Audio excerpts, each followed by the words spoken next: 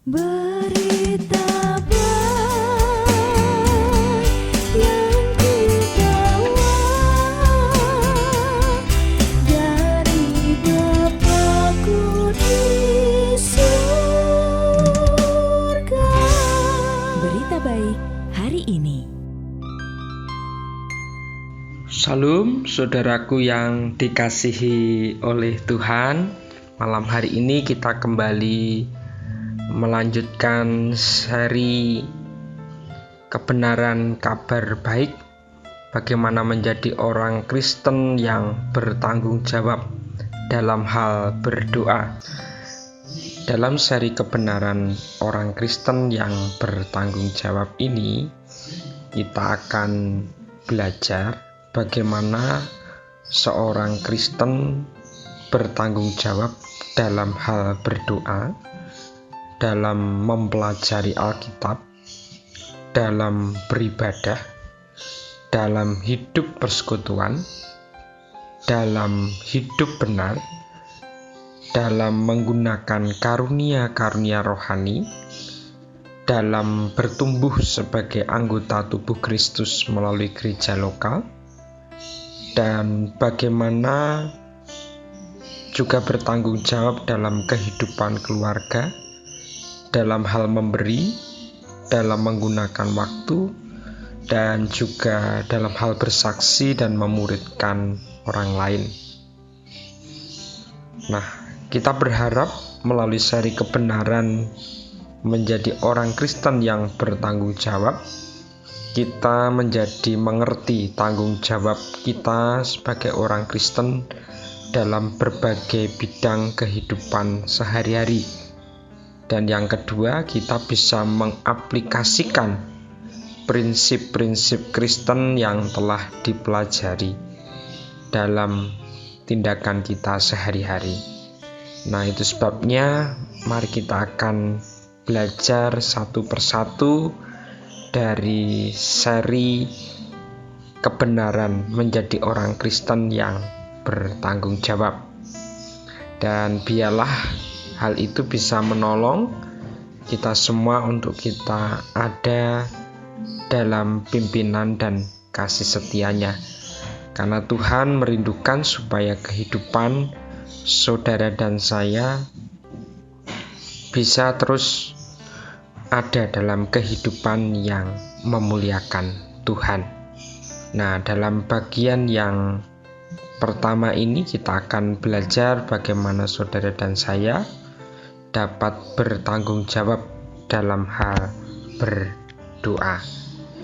Ini menjadi bagian yang indah yang Tuhan percayakan bagi kita ketika kita bersama-sama melihat apa yang Tuhan percayakan dalam diri kita ketika kita bertanggung jawab dalam hal berdoa ini.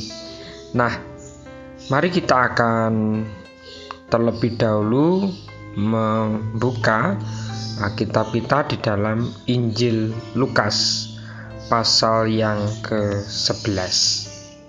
Injil Lukas pasal yang ke-11 ayatnya 1 sampai dengan yang ke-13. Injil Lukas pasal yang ke-11 ayat 1 sampai dengan yang ke-13.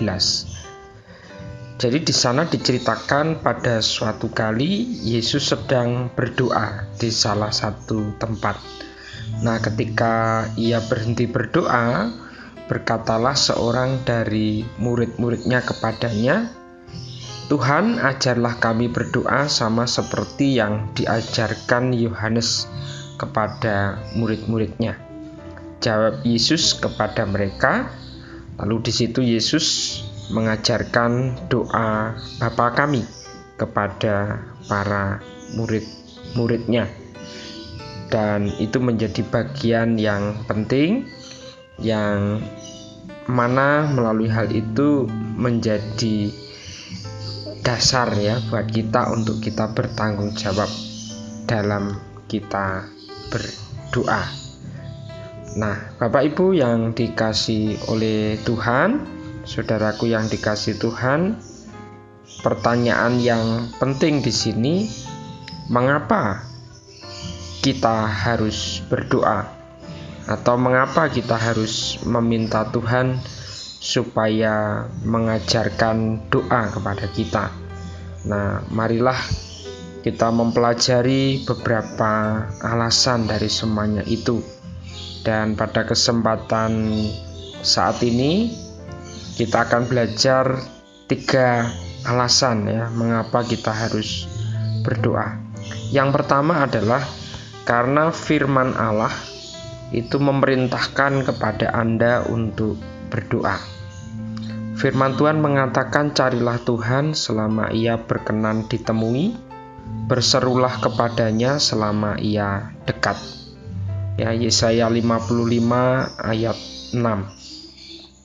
Tuhan Yesus juga mengatakan suatu perumpamaan supaya murid-muridnya tidak jemu-jemu untuk berdoa.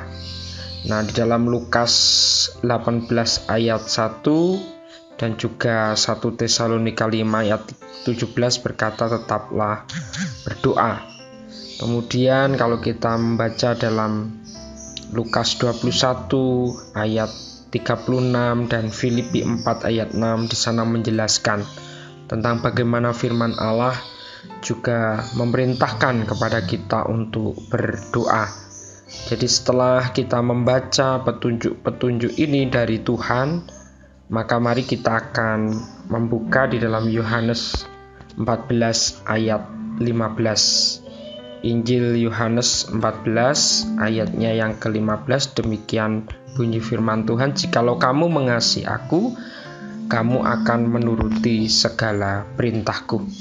Jadi doa itu adalah sesuatu yang diperintahkan. Merujuk Yohanes 14:15, ketika doa itu menjadi sebuah perintah, maka bukti di mana kita mengasihi Tuhan adalah dengan kita menuruti perintahnya. Nah, apa perintahnya di sini adalah berdoa. Jadi mengapa kita harus berdoa? Karena firman Allah yang memerintahkan kita untuk berdoa. Nah, alasan yang kedua mengapa kita harus berdoa, karena Allah menginginkan kita untuk berdoa. Nah, Yesus telah mengajarkan kepada para muridnya agar mereka berbicara kepada Bapa di surga saat mereka berdoa. Nah, berdoa ialah berbicara dengan Bapa yang di surga. Ini merupakan persekutuan dengan Allah. Mendekatlah kepada Allah dan Ia akan mendekat kepadamu. Yakobus 4 ayat 8a. Bukankah itu sebuah janji yang sangat indah, saudara? Tuhan sangat tersanjung dan senang saat melihat saudara dan saya berbicara dengan Dia dalam doa. Jadi ini adalah alasan yang kedua mengapa kita harus berdoa, karena Allah menginginkan kita untuk berdoa. Nah, yang ketiga alasan mengapa kita harus berdoa adalah ini berbicara tentang pertumbuhan rohani. Pertumbuhan rohani saudara dan saya itu membutuhkan doa.